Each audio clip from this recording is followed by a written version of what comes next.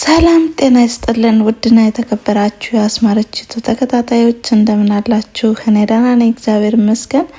ዛሬም እንደተለመደው አዝናኝና ቁም ነገር ቪዲዮዎችን ይዤላችሁ መጥቻለሁ ማለት ነው።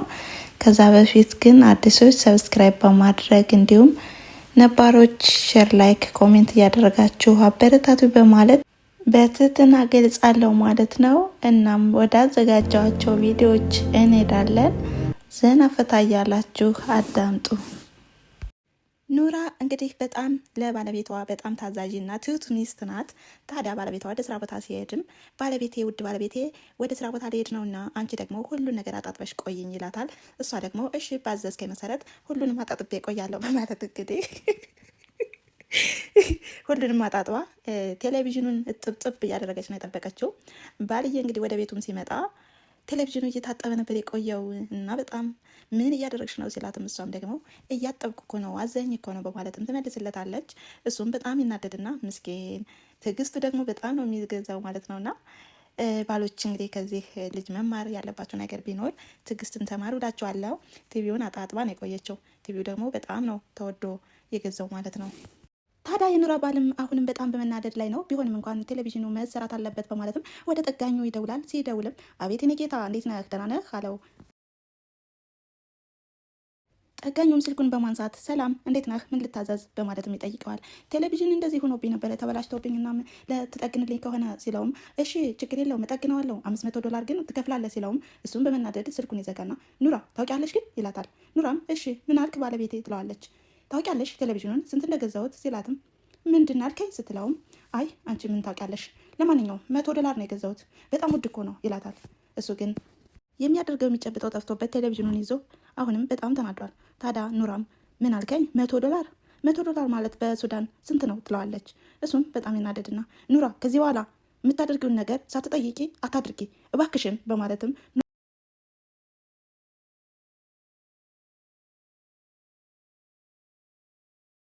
ምርር ባለ ቃል ይነግራታል። ታዲያ ኑራም በጣም አዝናለች ተክዛለችም።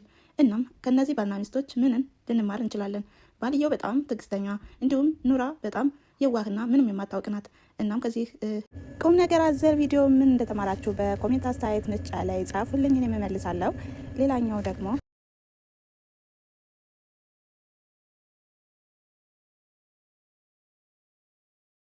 የሚጣናት እሺ ሰላም ነሽ እንዴት ነሽ? አሞኝ እንትን ቤት ኪራይ 3 ቀን አሳለፍኳ። እንትን እኮ ነው ብሩን እንደዚህ ቆጥሬ ይዤ እየመጣሁ እያለ ራሴን አመመኝና የራስ ምታት የ2500 ብር ገዛውና በቀጠኝቼ ነው እቺኑኑ ለማለት ነው። አሁን ቤት ኪራይ አልከፍልም ለማለት እንዴ? እኮ አይደለም ይኸው በሽታ ጠይቆ አይመጣም የሚጣናት። በቃ ችግር የለውም ሂድ በቃ ይቅራ የኛው ወር ይቅራ አይደል? ታገኝ ታመጣለህ። በካላገኝ ዘራሴ ነው ስቢያመኝስ የሚጣናት እንዴ? በያመኝስ ተብሎ አይታወቅም። ለማንኛውም ካገኘው እዚህ ይመጣል። ቤት ኪራይም ቀንሱልኝ። ባልሽ እያጨሰ አይቻለሁ። ምኑ ነው የሚያጨሰው? ምንድን ነው የሚያጨሰው? እሳቱ ነው? ምንድን ነው የሚያጨሰው ባሌ? ምንድን ነው የሚጨሰው? እኔ እኮ ቶሎ አይገባኝም ነገር። ምንድን ነው የሚያጨሰው ባሌ? ሲጋራ በስመ አብ ወወልድ ወመንፈስ ቅዱስ አሐዱ አምላክ አሜን። ጮጋራሽ ያጭዝሽ አሉ ትራቭላሪው እናንተ ጮጋራችሁ ይጨስ አይደለም? እሺ የምን ሲጋራ ነው የሚያጨሰው ባሌ? እናንተ በስመ አብ በቅጡ እንኳን መጠጥ እንኳን የማይጠጣ ልጅ እንዴት አው እንጂ የምን ማጨስ ነው ውዴ? እኔ አልወድም እኮ በስመ አብ ወልድ ወመንፈስ እኔ አላገባም ውዴ የሚያጨሰው እንዴ ደግሞ ሁሌ ሲጋር ነው ውዴ። የለም እንደዚህ ሱስ የለበትም። እኔ ባል ከላይ እኮ ነው ዱብ ተደርጎ የተሰጠኝ እኮ ፈጣሪ ይመስገን እኮ ነው። ጽድት ያለ ኩሩ ኢትዮጵያዊ እኮ ነው። አላወቅሽውማ ውድ ባሌን ውዴ አላም ጽድት ያለ እኮ ነው ኩሩ። ምን የምትል ሴት ራሱ አይወድም እሱ።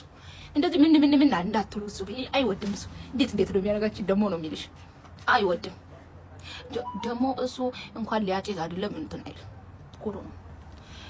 ወይ እኔ ቢያጨስ አላገባውም ውዴ ገብርኤል ያላገባውም። እንዳውም እኔ ነኝ ውል ምለው። ግን እኔ ውል ብልም ወደ መጥፎ አልሄድም ውዴ። እኔ አላገባም ነው ውዴ።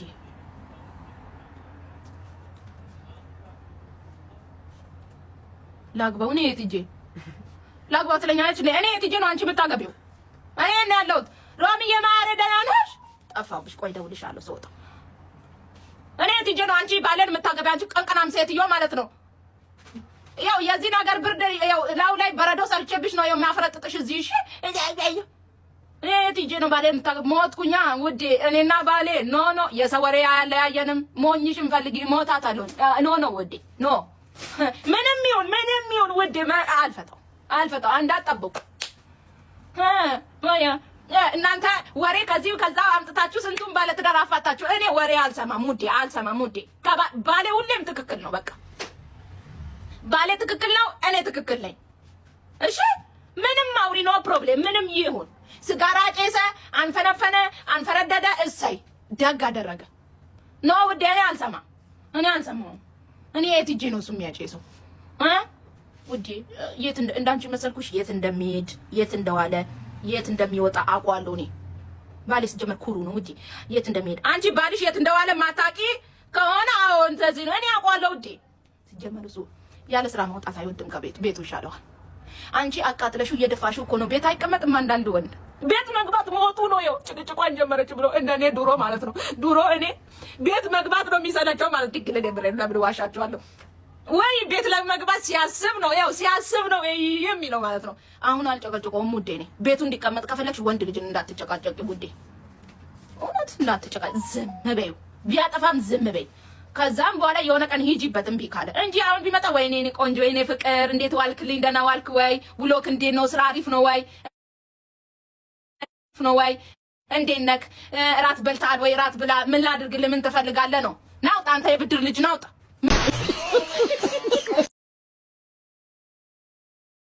አንተ ነው ተንኮሱ? አዎ። ምንድነው ይሄ ሁሉ እንዴ? ቤቱ ነው እንደ ይዘህ ከመጣው አስቀምጥ። በስማ እንዴ እንትን ነው ትኩሳት አለብኝ። ትኩሳት አለብኝ። ታዲያ ይሄ ፍሪጅ ይመስላል ስታይ። እንትን ነው እቺን ልውሰዳት እንግዲህ ትጠፋለች። አስቀምጥ። ከጎረቤት ነው ያመጣሁት። እቺ ከጠፋች ሰው ጋር ጣላለሁ እንዴ ልይዛት። እንደኔ ዘና ፈታ እንዳላችሁ ተስፋ አድርጋለሁ ማለት ነው። ተንኮስ እንግዲህ የቤት ኪራይ ላለመክፈል የደረደራቸው መላዎች በጣም ያስቃሉ፣ በጣም ዘና ያደርጋሉ እና ባዘጋጀዋቸው ቪዲዮዎች ዘናና እንዲሁም ፈታ እንዳላችሁ ተስፋ አድርጋለሁ ማለት ነው። ለቀጣይ ቪዲዮ ቀድሞ እንዲደርሷችሁ የደወል ምልክቷን በማብራት ቤተሰብ ይሁኑ እያልኩኝ ለዛሬ ያዘጋጀዋቸው ቪዲዮዎች እነዚህን ይመስሉ ነበረ። በሌላ ቪዲዮ እስከምንገናኝ ድረስ ከልብ አመሰግናለሁ እያልኩኝ እሰናበታችኋለሁ። መልካም ጊዜ። ቻው።